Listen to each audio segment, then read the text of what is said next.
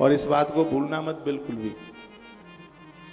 और आज ये बात मैं कई बार इस बात को गुनगुनाऊंगा, प्रातः जब आप जागते हैं तो कन्या का दर्शन अति शुभ है। अपने मोबाइल की स्क्रीन पर तस्वीर लगाइए, घर में हैं आप, कन्या के मुख का दर्शन कीजिए, आपके घर में बरकत होगी। श्री मनु जी महाराज के यहाँ 3 बेटियां आई, उनकी बेटी देवहूति के यहाँ 9 बेटियां चल करके आई। पहले 9 बेटी चल करके आई, फिर उनके यहाँ भगवान चल करके आए। जब 9 कन्याओं का जन्म हो गया तब वह अपने पति से बोली, कहने लगी, पूरा जीवन तो ऐसे ही संसार की भोगता में निकल गया है, मैं चाहती थी कि भगवान मिल जाते, कोई उपाय बता देते आप। तो पति ने 4 चीजें बताई, महात्मा करदम ने 4 बातें बताई। क्या क्या है? घृता व्रता से भद्रम ते दमेन नियमेन च तपो द्रविड़ दान श्रद्धा चीश्वरम भज। आप स्त्री पुरुष कोई भी हो, जीवन में ये 4 काम रोज किया करो। ये 4 काम नित्य करने की आवश्यकता। एक है संयम, दूसरा नियम, तीसरा है तप और चौथा है दान। ये 4 है। ये 4 चीजें ही भगवान को धरती पर ला करके उतार देंगे। लिखा है घृत व्रतास भद्रम ते दबेन नियमेन च। 4 हैं, संयम, नियम, तपस्या और दान। इंद्रियों का संग्रह कीजिए, इनके ऊपर कंट्रोल कीजिए। जीभ भी बड़ी खतरनाक है, चाहे 100 बोलने को तैयार हो जाती है। इसको अपने वश में कीजिए। बहुतों की जीभ बस में नहीं होती, अपने आदमी को बस में कर लेंगी, सास ससुर को बस में कर लेंगी, पियर मायका ससुराल सब बस में होता है, लेकिन ये जीभ अपने बस में नहीं होती। इसको अपने कंट्रोल में रखिए, जीभा को कंट्रोल में रखिए। संयम बनाइए, नियम, ऐसा कुछ नियम हो हाथ उठा करके आप कह सकें कि इसके बिना, इस नियम के बिना हम नहीं रह सकते। रामायण में राम से भी पहले श्री भरतलाल जी की वंदना है। क्यों? जास नेम व्रत जाहि न बरना। भरतलाल जी के इतने नियम हैं जिसका वर्णन नहीं किया जा सकता। क्या नियम है? श्री भरतलाल जी रोज तर्पण करते हैं, ब्राह्मणों को भोजन कराते हैं। तर्पण होम करहि विधि नाना,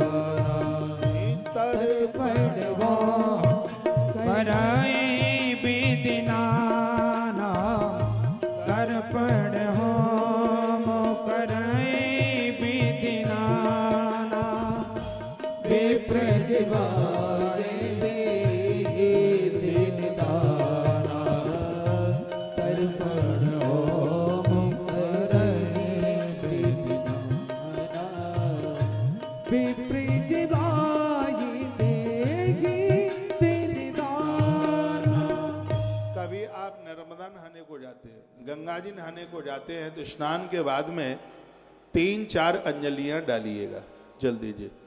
भगवान भास्कर को आप अंजलि दें। देवताओं को जल देते हैं तो उंगलियों के आगे भाग से दिया जाता है। ऐसे जल भरो, ऐसे डाल दो, फिर भरो, ऐसे डाल दो। इसको देवताओं को जो अंजलि दी जाती है उसी प्रकार से है। और ऋषियों को अंजलि देते हैं तो उत्तर की तरफ, यानी इस हथेली के नीचे से पानी गिरता है, ऐसे यूं भर के, यूं ऐसे, यूं ऐसे, यूं ऐसे। ये ऋषियों के लिए तर्पण होता है।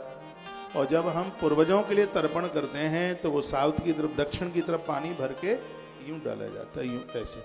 जिस प्रकार से रोजाना दिया जलाने की जरूरत है, रोजाना संध्या आरती की जरूरत है, उसी प्रकार से नित्य पूजा करने वाले लोग अपने ऋषियों के लिए और अपने पूर्वजों के लिए रोज तर्पण करते हैं। ये विधि है, ये कर्मकांड में बहुत वृद्धि है। इससे परिवार में किसी के अकाल मृत्यु नहीं होती, उम्र आयुष कम नहीं होता। ये रोज होना चाहिए। हो जाए तो ब्राह्मणों को भोजन रोज, परमात्मा को प्रसन्न करने के लिए ब्राह्मण के मुख में डाली गई आहुति सीधे भगवान के उदर में पहुंचती। हम लोग बड़भागी हैं, भाग्यशाली हैं। कितने ब्राह्मण तुलसी वन आश्रम में नित्य भोजन प्रसाद पाते हैं। ये आयोजन हो रहा है, खूब बड़ा सुंदर टेंट लगा है, बड़ा अच्छा लग रहा है, सब पीला ही पीला दिख रहा है, लग रहा है कि आज कृष्ण जन्म है। कितना भी बढ़िया टेंट पंडाल सब व्यवस्थाएं हों, लेकिन उसमें ब्राह्मण भोजन नहीं तो कथा 2 पैसे की भी नहीं। इसलिए कथा में ब्राह्मणों का वर्ण करना इसलिए तो जरूरी होता है।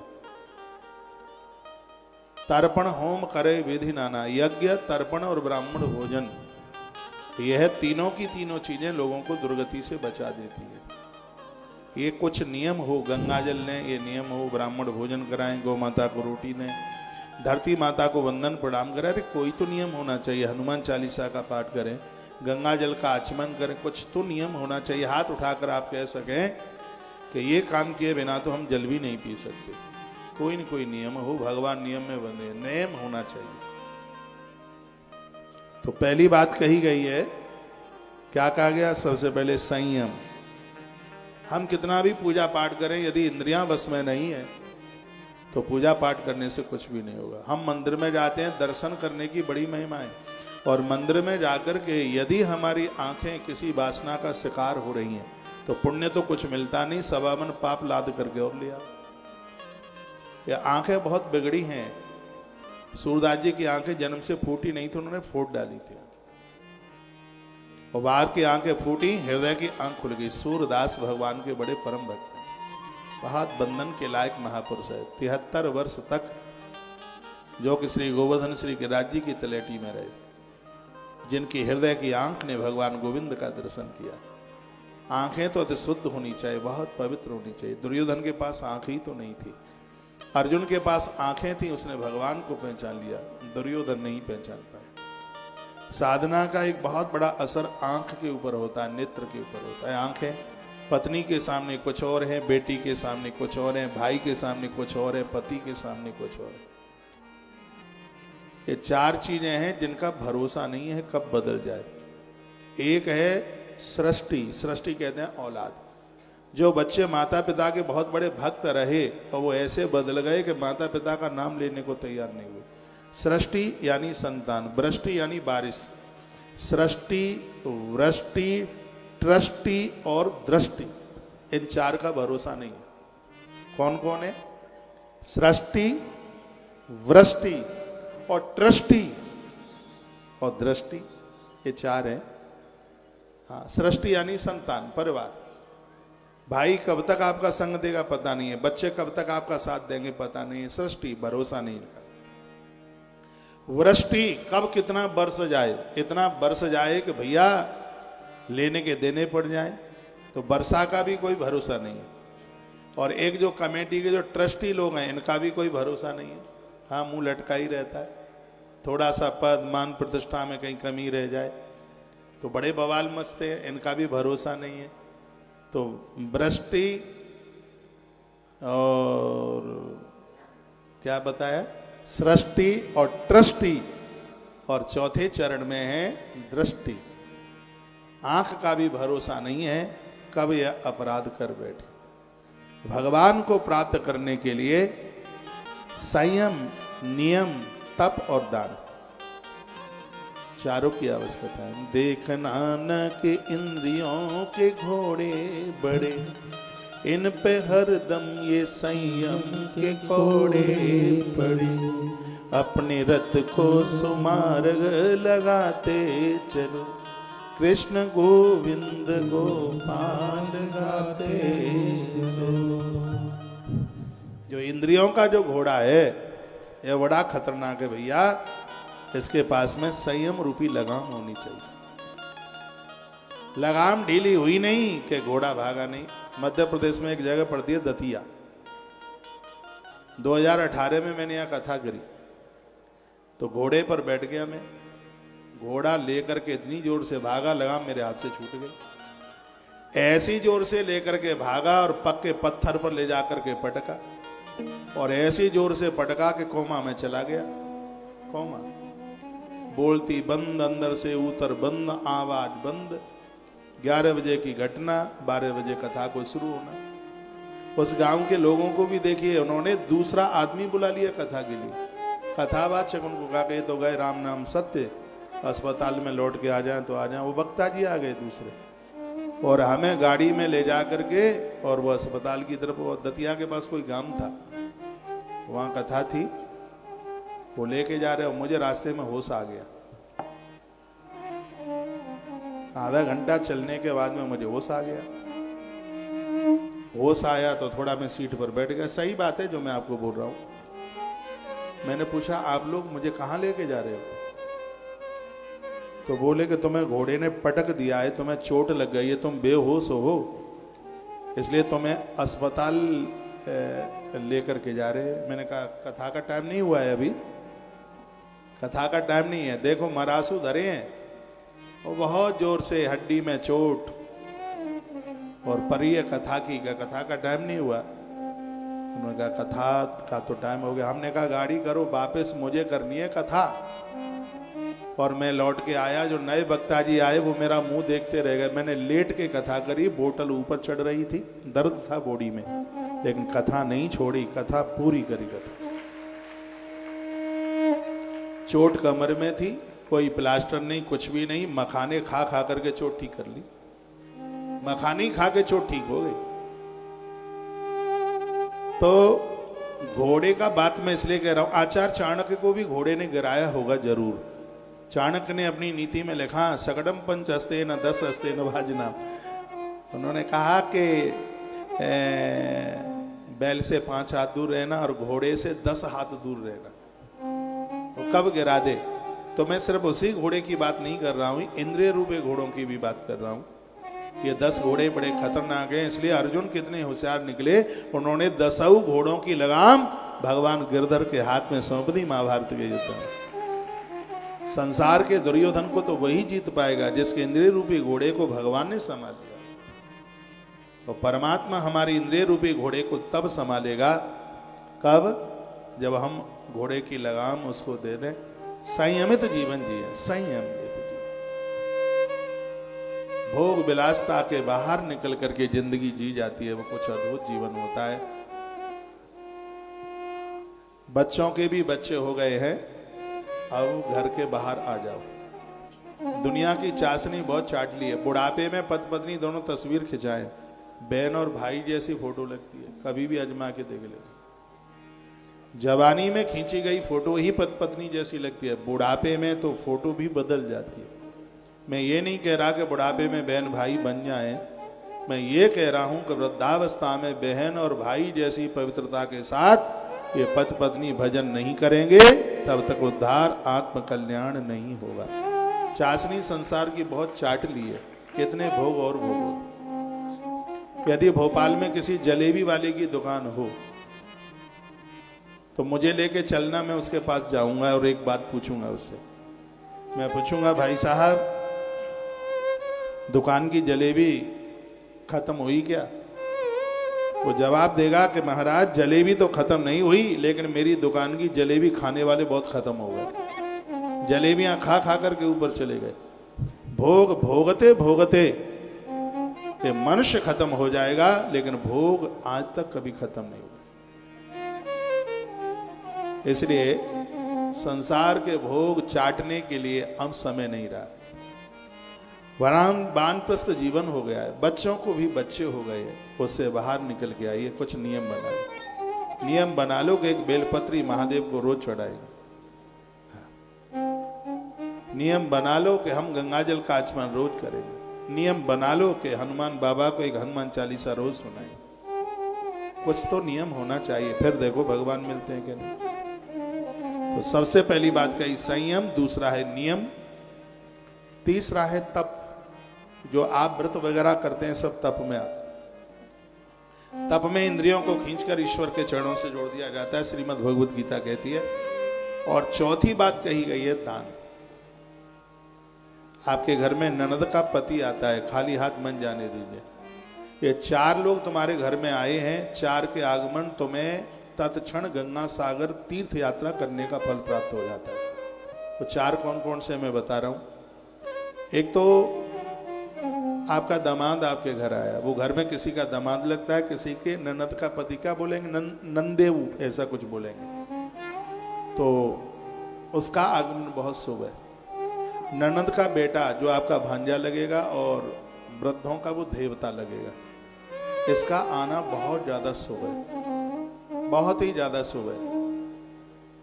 तो देवता, भांजा 2, जामाता 3 और गुरु 4, ये 4 जब जिस दिन तुम्हारे घर आ गए उसी दिन आपकी गंगा सागर की यात्रा पूरी हो गई। इनका आना इतना शुभ है, इनके आगमन पर मुंह मत लटकाइए, प्रसन्न हो जाए। देते हुए लोग दाता देवता बन जाते हैं। देने की भावना रखिए, अपने ऊपर कम से कम खर्च कीजिए। श्री जीडी बिरला जी ने, घनश्याम बिरला जी ने अपने पुत्र के लिए पत्र लिखा था, कहा बेटा जो धन कमाया है यदि उसका दान पुण्य नहीं किया तो तुम्हारी फैक्ट्री के औजार हैं वो शैतान के हथियार बन जाएंगे। 1939 में पत्र लिखा गया था, इसको एक बार जरूर पढ़ लेना, आपके मोबाइल पर सर्च करके मिल जाएगा। क्या सुंदर बात उन्होंने कही थी, यदि कमाया गया धन दान पुण्य के काम नहीं आया तो फैक्ट्री के औजार हैं वो शैतान के हथियार बन जाएंगे। जरूरत से ज्यादा धन है पुत्र, वो दान पुण्य करने के लिए ही है। व्यायाम करते रहना, टहलते रहना, पैसा कम से कम अपने ऊपर खर्च करना। ये श्री जीडी बिरला जी, घनश्याम बिरला, जिनकी पत्नी का नाम था माता सरला बिरला, जिनका नाम आज भी चलता है, उन्होंने ऐसा पत्र अपने पुत्र के लिए लिखा। आप क्या अपने बच्चों को बताते हैं, आप जाने। 4 चीजें जीवन में होनी चाहिए, एक है इंद्रिय संयम, दूसरा है नियम, तीसरा है तप और चौथा है दान। मिलेगा उसी को ही जिसने दिया। थोड़ी देर के लिए लगता है कि चला गया, कहीं नहीं गया, असली बैंक में जमा हुआ और कई गुना करके मिलता है। आपने किसी को सहयोग रूप दे दिया, दान रूप दे दिया, इसका कई गुना होकर आपको मिल रहा है। अभी 3-4 दिन पहले मेरे पास में कोई ब्राह्मण लोग आए थे विदिशा से। मेरी तो नियति में है कोई ब्राह्मण आवे तो खाली हाथ तो जाता नहीं है। काफी ब्राह्मण थे, कुछ को 200-200 रुपया, कुछ प्रमुख उनको 500 रुपया मैंने आचार्य जी के हाथ में दे दिए, इन्होंने उनको दिए, दक्षिणा दे दी उन्हें। उनके जाने के बाद मेरे पास कोई सज्जन बैठे थे, वो मुझे कहते हैं कि महाराज जी इनको आप जानते हैं? मैंने कहा मैं नहीं जानता, मेरी कभी मुलाकात नहीं हुई। तो इतने पैसे, इतनी सी गड्डी आपने दी है तो ये पैसे आपने काहे को बांट दिए? मैंने कहा पैसा बांटे नहीं है, ये मेरे पास मेरी जरूरत से ज्यादा थे इसलिए इनको मैंने जमा कर दिया है, ये कई गुना करके वापस आएगा। सच यही मेरे मुख क्या बात। मैंने कहा ये बांटा नहीं है, ये जमा कर दिया है और ऐसा जमा किया है जब मुझे जरूरत होगी तो एक कई गुना होके इसको वापस आना है। ये मैंने बांटा नहीं है, इसको जमा किया है और सच में जमा ही किया है। ऐसी भावना बना करके रखिए, आपसे करोड़पति इस धरती पर कोई और नहीं है। आप दान पुण्य में जो खर्च कर रहे हैं, यहाँ आप गौ माता को सहयोग कर रहे हैं, आप क्या समझ रहे हैं? आप ये कई गुना होके आपने बच्चों को, परिवार, खानदान को दे दिया, ये तो कर्तव्य पूरा कर दिया, कुछ नहीं मिलेगा इसका। आपको जो मिलने वाला है वो यह है, जो धर्म दान पुण्य के ऊपर आपने खर्च किया है तो यह प्रकृति अनंत गुना करके तुम्हें वापस लौट आएगी। इसको कई गुना होकर के तुम्हारे पास में। एक बार माता रुक्मिणी ने भगवान कृष्ण को पूछा, इन 2 स्त्रियों ने कृष्ण को प्रश्न किया था, एक थी सत्यभामा और एक थी रुक्मिणी। सत्यभामा ने कहा था कि भगवान मैं आपकी पत्नी बनी, द्वारका जैसी मुझे ससुराल मिली, मेरे कौन से पुण्य थे? तो भगवान कहते हैं पहले जन्म की तुम एक गुणवती ब्राह्मण की बेटी थी, हरिद्वार में तुम रहती थी, तुम्हारे पति और पिता दोनों की मौत हो गई, तुम आत्महत्या करने को जा रही थी, वहां एक महात्मा आए, उन्होंने तुम्हें मरने नहीं दिया, तुमसे ये कह दिया कार्तिक स्नान कर लो। 1 महीना तुमने कार्तिक स्नान किया, तुलसी की पूजा की, पूर्णिमा के दिन पांव फिसला, तुम्हारी मृत्यु हो गई। भगवान का दिव्य विमान आया, उस पर बैठ करके तुम ऊपर चली गई। लंबे समय के लिए भगवान के पास तुम रही। एक बार नारायण ने तुम्हें यह पूछा तुम कुछ चाहती हो क्या? तो तुमने कहा जो आनंद मुझे मृत्यु लोक में आता है वो स्वर्ग में आता नहीं, मुझे धरती पर भेज दीजिए। तो वही पूर्व जन्म की गुणवती अब इस जन्म में राजा सत्राजित की बेटी सत्यभामा बन करके आई। कार्तिक स्नान की महिमा थी तो मेरी पत्नी बनी और द्वारका की बहू बन गई थी, द्वारका की रानी बन गई। ये पूर्व का कार्तिक महात्म्य, उसकी वजह से तो मेरी गृहिणी बनी। ये भगवान ने कथा सुनाई। एक दिन अब रुक्मिणी ने पूछा, रुक्मिणी ने कहा भगवान आप पति के रूप में मिले, आप जैसा तो कोई है ही नहीं, आप ही हैं। और वो पुरुष बहुत बढ़िया है जिसकी पत्नी उससे संतुष्ट हो। आप हमें भी संतुष्ट कर लेंगे, भगवान को भी संतुष्ट कर लेंगे, अड़ोसी पड़ोसी को संतुष्ट कर लोगे, लेकिन घरवाली को संतुष्ट कर लेना है तो बहुत बड़ी बात है। बहुत ही ज्यादा कठिन बात है कि वो संतुष्ट हो जाए। तो माता रुक्मिणी कहती है मैं आपसे बहुत संतुष्ट हूं, आप तो आप ही हैं। और ये कह करके रुक्मिणी रो पड़ी। माता रुक्मिणी ने कहा भगवान प्रभुनाथ बताइए, आप प्रकाशदर्शी हैं। नारद जी ने कहा आप ईश्वर हैं, तो मेरा ऐसा कौन सा पुण्य था जिसकी वजह से मेरी मांग में आपका सिंदूर है, यानी आप मेरे पति। तो भगवान कहते हैं कि हे रुक्मिणी, तुम्हें जो भी पैसा मिलता था उससे तुमने कुएं खुदवाए, तुमने सरोवर बनवाए, तुमने बावलियां बनवाई, तुमने राहगीरों के लिए रास्ते में पेड़ लगवाए, तुमने महापुरुषों के लिए सदन बनवाए, तुमने गौ सदन बनवाए, तुमने गायों की बहुत सेवा करी। और जिन स्त्रियों को पति नहीं था, पुत्र नहीं था, ऐसी स्त्रियों के लिए तुमने आवास और भोजन की व्यवस्था करी। और उसी का पुण्य ये रहा कि मैं तुम्हें पति के रूप में, द्वारका तुम्हें ससुराल के रूप में प्राप्त हुई। रुक्मिणी को भगवान ने ऐसा बोला। तो मैं ये भोपाल की पवित्र व्यासपीठ से निवेदन कर रहा हूं, जो भी दान पुण्य के ऊपर आप खर्च कर देते हैं कहीं निरर्थक नहीं जाता। ये एक ऐसी बैंक में जमा हो रहा है जिसको कोई लूट नहीं सकता। और यही आपको अनंत गुना होकर के आपके पास आएगा। घर में आप छिपाओगे, बहुत ये बूढ़ी माता है तकिए के खोल के नीचे रख देंगी पैसा, है किसी मटके में रख देंगी, और बहू का हाथ लग जावे तो रूमाल में गठरिया बंदी मिल जाती है। अब बेचारी बोल भी नहीं सकती कि हमारा रूमाल चला गया। हाँ, यहाँ तो छिपाओगे तो किसी न किसी के तो हाथ लग जाएगा। पहले खूब जोड़ते रहे, नोटबंदी हुई 2016 में तो सिगरे चले गए, रुपया चले गए। लेकिन ये तो एक ऐसी बैंक है जहां तुमने जमा किया है, इसको कोई चुरा नहीं सकता, इसको कोई मार नहीं सकता। ये अनंत गुना होकर के आपके पास में ही आने वाला है। इसलिए भगवत प्राप्ति के लिए चौथा चरण है जिसका नाम है दान।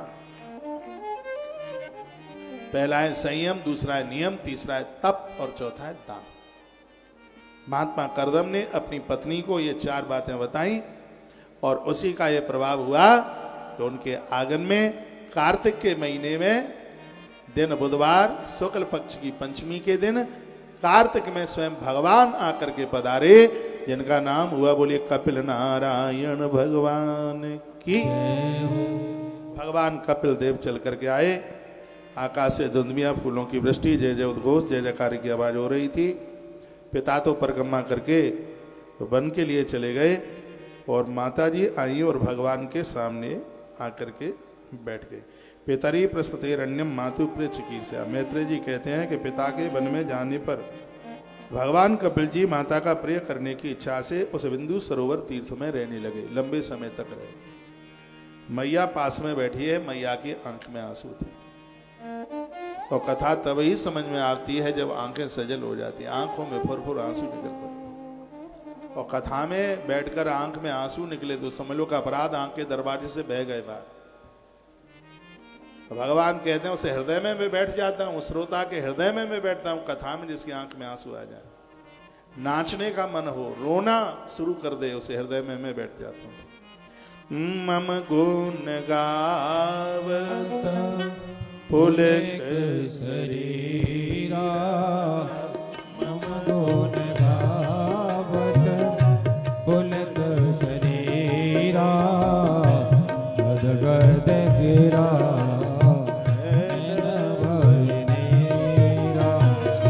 मम गुण गावत पुलक शरीरा, मम गुण गावत पुलक शरीरा,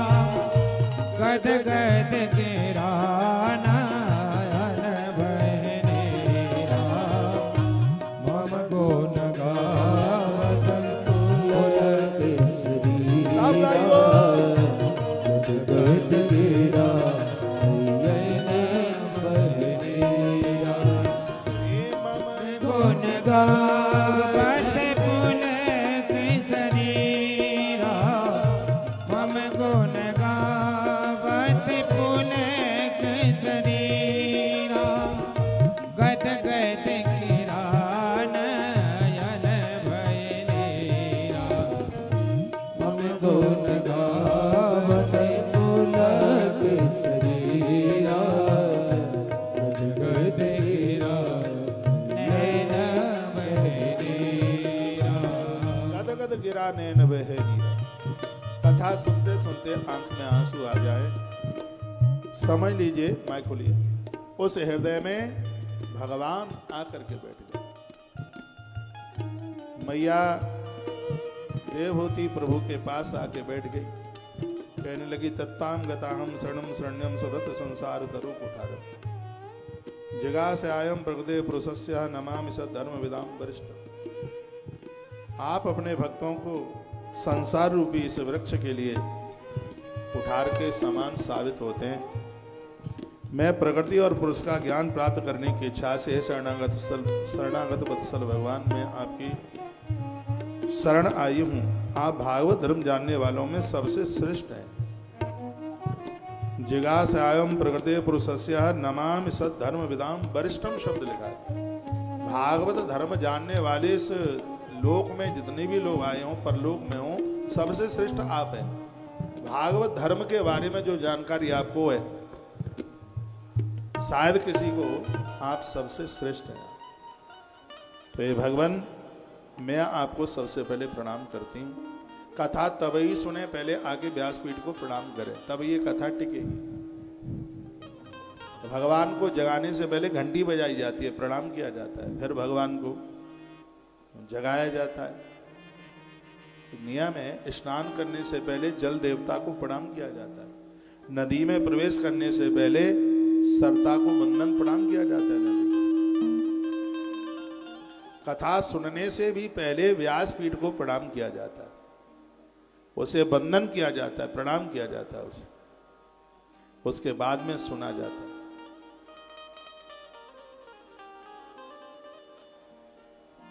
तो कहा कि हे प्रभु, मैं तो आपकी शरण में आई हूं, मेरा कल्याण हो, कोई परम आप साधन बता दे। तो भगवान ने कहा, मां गुरुजनों का सहारा ले लो, संतों का सहारा ले लो। संतों की कृपा से, भगवंत कृपा में देर नहीं लगती। मैया ने पूछा, संत की परिभाषा क्या है? साधु कौन है? साधु कौन है? तो जिसके अंदर इतने गुण हैं वो साधु है। कौन है? तितिक्षवा कारुणिका सुहृदः सर्वदेही नाम अजात शत्रभा शांता साधवा साधु भूषण। यदि ये गुण चल के आ जाए तो घर गृहस्थी में आप भी साधु बन जाओ, आप भी संत बन जाओगे। ये गुण सबके पास होना चाहिए। सबसे पहले क्या है? जो लोग सहनशील है, परिवार में कोई कुछ बोल भी दे तो उसको कोई सहन कर ले। बहुत लोगों को जिंदगी हो जाती है सत्संग करते करते, लेकिन सहन शक्ति नहीं है बिल्कुल। कोई कुछ कह दे तो झेलती नहीं है बिल्कुल। क्रोध इतना है कि नाक के ऊपर ही धरा रहता है। साधक के लिए सबसे पहली कोई चीज है तो उसका नाम है सहनशीलता। जिसके पास सहनशीलता नहीं है, कितना भी बड़ा आश्रम हो उसका, कितना भी बड़ा वक्ता हो, कितना भी उसका नाम हो, कैलेंडर में फोटो छपती हो, वो कभी साधु हो ही नहीं सकता जिसके पास में सहनशीलता ना हो। एक बार एक नाथ जी महाराज जी कहीं गए थे, बड़े परम संत हैं, घरवाली ठीक नहीं थी, लड़ाकू थी। ईश्वर सबको सब कुछ नहीं देता, कहीं न कोई कमी छोड़ देता है। हिमालय को ऊंचाई दी तो सीढ़ियां नहीं दी, समुद्र को विस्तार दिया तो खारापन दे दिया, अग्नि को प्रकाश दिया तो धुआं संग में डाल दिया, कहीं न कहीं तो कमी छोड़ देता है। तो पत्नी उनकी बड़ी लड़ाकू थी, बड़ी झगड़ालू थी। महात्मा ऐसे थे, संग्रह करते नहीं। लोगों ने उन्हें एक गट्ठर दे दिया गन्ने का, ईख का, वो रास्ते में बांटते हुए आ रहे थे, एक टुकड़ा रह गया, सब बांट दिया। कोई चुगल उनकी घरवाली को लग गया कि आज तो तुम्हारे श्रीमान जी गन्ना बांटते आ रहे हैं। सो दरवाजे पर मोंगरी लेके बैठ गए। मोंगरी जानते हो? है कपड़ा कूटने वाली, वॉशिंग मशीन से पहले की कथा है। तो लड़ने को तैयार हो गई। इतने में वो हाथ में गन्ना लगा हुआ था, महात्मा जी आए तो उसने वही गन्ना छीनकर हाथ से इतनी जोर से मारा उनकी पीठ पर, पति की पीठ पर। ऐसा आप मत करना, पीठ पर इतनी जोर से मारा कि एक गन्ने के चार टुकड़े हो गए। महात्मा जी ने भगवान का धन्यवाद किया, कहा प्रभु तुम्हारी बड़ी लीला है, अद्भुत लीला है। गन्ना एक था, पूरे रात रास्ते भर सोचता आ रहा था, गन्ना एक है, घर में खाने वाले 4 हैं, कैसे बांटूंगा। मुझे बांटने की जरूरत ही नहीं पड़ी, आपने खूब बंटवारा कर दिया। जय हो प्रभु, आपकी जय हो, जय हो, जय हो। साधुओं का तो स्वभाव ऐसा होता है, सहनशीलता है नहीं। कोई कुछ कह दे तो चूहा मार दवाई खाने को तैयार, फांसी के फंदे पर झूलने को तैयार। पति कुछ कह दे, पत्नी कुछ कह दे, बच्चे कुछ कह दें, सास कुछ कह दे। सास तो कुछ बोलना ही नहीं चाहिए, बेचारी का इतना बदनाम नाम हो गया, इमरान के हाथ से चट्टई हो गया। गलीचा बिछाए पाम के नीचे तो भी बेचारी को बड़ाई मिल ही नहीं सकती। पता नहीं ये नाम कौन से योग में बनाया, कौन सा मुहूर्त ब्रह्मा ने निकाला था। सास को तो कभी बड़ाई मिल ही नहीं सकती। एक बहन कहती है, महाराज जी सास का अर्थ ही है जो बहू को सांस न लेने दे, उसी को सास कहते हैं। एक बात मैं आपको बताऊं, सास कौन है? जो बहू के संस्कारों में कभी कमी ना आने दे, उसी को सास कहते हैं। वो सास है। ईश्वर ने बहुत अच्छा रिश्ता बनाया, लेकिन कोई इसकी कदर तो समझे, कोई जाने इसको। रामायण में वर्णन है, नदी के किनारे जिस समय सुमंत जी वापस लौट रहे थे तो सीता माई रो रही है। सुमंत ने कहा, बेटा रोना नहीं है। जानकी माता ने कहा, काका हम कितने अभागे हैं। जो समय सास ससुर का सेवा करने का समय था, पर वो सौभाग्य हमें नहीं मिला, हमें वन के लिए जाना पड़ रहा है। ये सीता माई के शब्द थे। वो बहनें बड़ी बड़भाग्नी हैं जिन्हें सास ससुर मिले, क्योंकि राम जी ने कहा है ना, यही ते अधिक धर्म नहीं दूजा, यही से अधिक धर्म नहीं दूजा। सादर सास ससुर पद पूजा, यही से अधिक धर्म नहीं दूजा। यही से अधिक धर्म नहीं दूजा। सादर सासु ससुर पद पूजा, यही से अधिक धर्म नहीं दूजा। सादर सास ससुर पद पूजा। अब इस बात के ऊपर मैं लंबा प्रवचन भी नहीं कर सकता, क्योंकि मुझे पांडाल खाली रखना नहीं है। हाँ, मैं ज्यादा बोल दूं तो ये बहुएं फिर कल से आवे ही नहीं, तो मुझे ऐसा भी नहीं करना। बस संक्षेप में निवेदन करता हुआ जा रहा हूं, उनके बच्चों की बहुत तरक्की होती है जिन बहनों ने अपने सास ससुर का मान किया है, आदर किया है।